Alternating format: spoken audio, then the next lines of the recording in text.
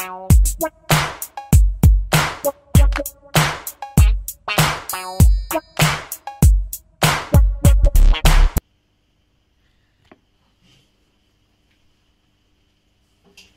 à tous, bienvenue sur cette nouvelle chaîne. Voilà, MC Préparation se lance sur YouTube. Alors pour ceux qui ne me connaissent pas, moi c'est Mathieu, alias Mamat. Vous m'avez peut-être vu sur les vidéos à Tournoi Racing, donc lyonnais. Voilà, j'ai décidé de faire des vidéos YouTube car je suis un passionné, hein, et je voulais partager un petit peu mon savoir-faire, si on peut dire ça comme ça, plus ma passion, et puis voilà, partager avec vous un petit peu les travaux que je fais à l'atelier. Donc voilà, hein, pour vous faire un petit peu mon parcours. Moi, mon parcours il est simple, hein. J'ai commencé dans la compétition en 2000, donc en vitesse. Donc, quand je dis vitesse, c'est en petite cylindrée. Au championnat de Lorraine, parce que je suis lorrain, un vrai lorrain. Et donc depuis mon plus jeune âge, j'avais à peu près 12 ans. Donc voilà, j'ai commencé en scout, en 50. Mes parents avaient une entreprise de 2 roues, donc dans la région de Nord-Est, Nancy, pour être exactement, en 54. Et donc mon frère étant dans la compétition depuis pas mal d'années, voilà, hein, je suis tombé dedans, j'étais mordu. Donc voilà, et j'en suis content parce que c'est une passion, c'est vraiment une belle passion. Et donc voilà, donc après bon, on a roulé, j'ai fait plusieurs catégories. Après j'ai eu l'âge en 2005 à comprendre un moteur comment ça fonctionnait. Mon frangin m'a aidé à comprendre comment fonctionne un moteur de temps. De plus j'étais en apprentissage, donc c'était mon boulot. Donc après je m'y suis mis dedans, les machines de course, etc. Et puis à partir de 2007-2008 j'ai commencé à faire des moteurs. Donc quand je dis commencer à faire des moteurs, déjà monter des moteurs propres. Une fois que les moteurs étaient montés propres, après j'ai appris par le biais de l'entreprise à faire fonctionner un moteur de compétition, tout en étant pilote, si on peut dire ça comme ça. Et voilà, donc après donc on a fermé l'entreprise. J'ai continué la compétition tout seul dans mon coin parce que voilà, mon frère a pris une autre voie. Et donc, depuis à peu près 2013, on va dire, je suis vraiment axé sur la compétition donc en France, donc toujours en vitesse. Donc depuis là, j'ai fait quand même pas mal de moteurs. Je n'avais pas de banc, enfin j'ai eu un banc auparavant d'un ami à nous quand on avait le magasin, donc on pouvait travailler au banc, et après j'en ai plus eu parce que j'ai dû me mettre en appartement. Et par manque de place, manque de moyens, etc. Donc j'avais pas de banc. Donc là depuis peu j'ai pu me reconstruire un banc, je vais vous le présenter après. Et voilà, donc aujourd'hui j'ai décidé de vous partager un petit peu les moteurs que je fais, l'évolution, et voilà, ça va commencer avec un jog en 86 Big Bore mal aussi. Donc on va faire le tour du propriétaire, et puis je vais vous présenter tout ça. Le programme de ce scout, ça va être... donc là déjà on va le passer ensemble au banc.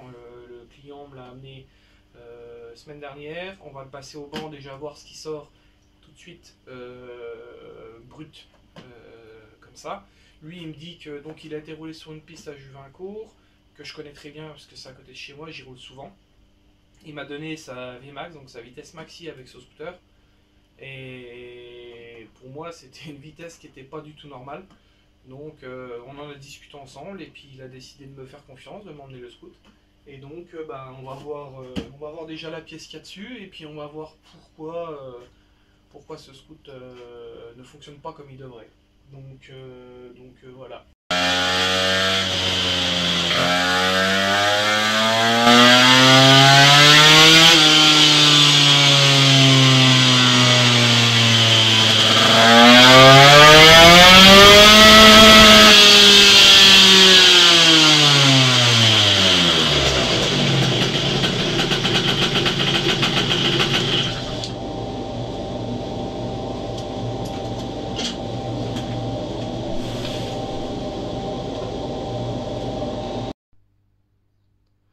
Voilà, donc ça c'est la courbe qu'on vient de tirer ensemble.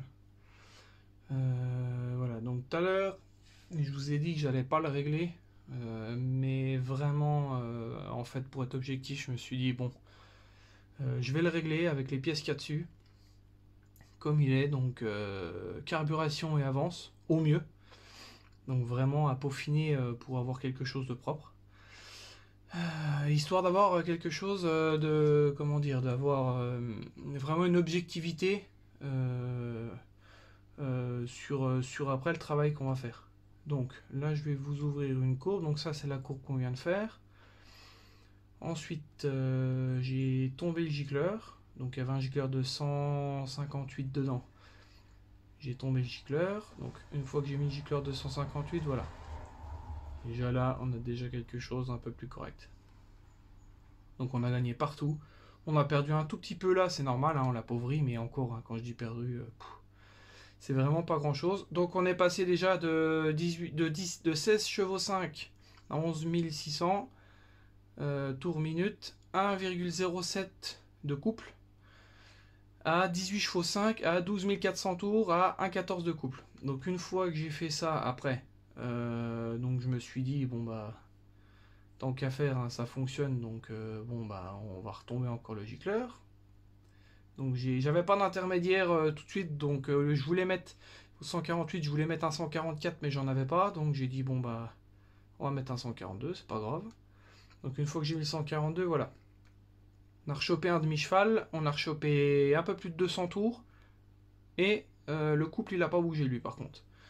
Donc comme vous voyez, hein, on a rechopé, donc on a creusé un tout petit peu dans la montée, c'est normal, bon c'est pas très grave. Par contre on a quand même gagné en allonge, pas mal en allonge. Donc on a gagné, on prenait 14, en allonge maximum, hein. On prenait 14 180 et là on a 14 415. Donc voilà. Ensuite, une fois que, donc après j'ai mis un 138, c'était moins bien. 140, c'était moins bien aussi, donc je suis revenu sur ce gicleur, c'était le mieux. Donc après, une fois que j'ai mis le 142, j'ai mis un petit peu d'avance. Donc une fois que j'ai mis un petit peu d'avance, voilà. Donc on a regonflé dans la montée. À partir de, on va dire à partir de 9003, on a rebombé toute la courbe. Donc là, je vais renlever les deux autres pour vous montrer l'évolution. Donc là, voilà. Donc on a rebombé dans toute la courbe, on a conservé notre allonge, mais c'est surtout qu'on a rebombé un peu dans la courbe. Donc après, une fois que je me suis dit, bon, bah ça c'est bon, une fois que c'était bon, donc du coup, j'ai réenrichi un petit peu pour voir un peu ce qui se passait. Donc j'ai remis le 148. Et là, boum. Donc avec le 148, donc j'ai regonflé dans la montée. Forcément, hein, j'ai réenrichi parce que du coup l'avance est quand même bien plus correcte que ce qu'elle était. Donc forcément, on réajuste la carburation, c'est normal, hein. Donc là j'ai réajusté, donc de 142 je suis repassé à 148 parce que je n'avais pas d'intermédiaire. Donc on a rebombé dans toute la courbe, hein. Donc je vais vous mettre cette courbe là à 19 et celle-ci pour vous montrer la différence. Donc voilà, donc alors on perd un poil en allonge, ça se croise un petit peu vers 13 000 on va dire. Par contre on chope 0,6 de mieux, plus de couple. Et on baisse la puissance un petit peu plus tôt, mais c'est pas très grave. Donc alors les deux courbes elles se valent, hein. On pourrait garder celle-ci avec l'avance un peu moins et le gicleur, mais disons que ça accélère un peu plus fort. On est un petit peu plus puissant, mais on allonge un peu moins. Donc bon après voilà, c'est de l'ordre de, c'est vraiment pas grand chose, mais c'est à noter quand même. Donc voilà, donc maintenant on a notre courbe pour pouvoir travailler. Donc là on avait 19 chevaux 7 à 12 003 pour un 18 de couple. Et en allonge on a 14 003. Donc alors on peut se baser sur cette courbe, on peut se baser sur cette courbe comme je viens de vous le dire. Je dirais que celle-ci elle est un peu moins puissante, mais elle est un petit peu plus intéressante parce qu'elle allonge un peu plus, donc à voir. Mais bon, que ce soit l'une ou l'autre, c'est très très bien. Donc là, maintenant, j'ai validé cette courbe. Donc le moteur est réglé. Ce qui va se passer, c'est que là maintenant, on va aller à l'établi et on va déjà prendre tous les paramètres. Donc le taux, le squish et les diagrammes. Voilà, donc là on va prendre le volume. Voir à combien ça comprime déjà.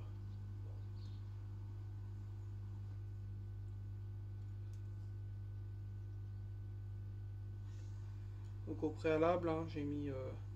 normalement, on devrait mettre un peu de graisse sur le segment. Pour pas qu'il y ait de fuite. Mais bon, là, on va déjà faire un test comme ça. Donc là, on voit bien. Je sais pas si vous voyez, on a à peu près 9 cc. Alors on laisse toujours un peu reposer parce qu'il y a des dépôts ici. Là. Donc les dépôts là, ils redescendent. On laisse une minute ou deux. Voilà, donc je viens de faire le calcul. Lui, il m'avait annoncé... Donc je sais pas, comme vous pouvez le voir, il avait fait ça vachement bien. Donc il a tout noté, il s'est fait un petit tableau sur Excel. Et puis il avait tout noté. Donc lui, il m'avait annoncé... alors là, c'est le rapport, etc. etc. 86 chevaux à la roue 18 à 13 000. 100 km/h. 86 cc, etc. Il avait pris les diagrammes. Donc il avait 0,93 de squish qu'on va contrôler. Et il avait 14,87. Moi je trouve 1 cc de moins. Moi je trouve 13,83. Donc voilà. Donc pour moi on a 13,83. Alors je ne sais pas comment il a fait son calcul ou quoi. Mais moi une chose est sûre, c'est qu'on a 13,83. Donc à partir de là, moi je vais pouvoir faire... ma sauce et puis on va faire ça ensemble. Bon voilà, cette première vidéo est terminée, j'espère qu'elle vous a plu. L'étape du 86 Big Bore, il va se faire en 3 parties. Partie 1, cette partie que je vais vous présenter maintenant. La deuxième partie, préparation et montage. Et la troisième partie, passage au vent. Donc voilà, alors moi ça s'est fait, vous avez dû me voir que je suis rasé les cheveux coupés parce que j'ai fait ça en plusieurs jours. Je peux pas, moi c'est pas mon boulot principal, donc j'ai fait ça le soir et le week-end. Donc voilà, donc je vous souhaite une bonne vidéo. J'espère encore une fois qu'elle va vous plaire et merci à tous. N'hésitez pas à mettre un pouce bleu si ça vous plaît et puis un pouce dans l'autre sens ça vous plaît pas. N'hésitez pas aussi à mettre tous les commentaires, que ce soit positifs ou négatifs. Si je peux améliorer, moi toutes les critiques seront bonnes, on va dire. Donc voilà, je vous dis à la prochaine, ciao, bye.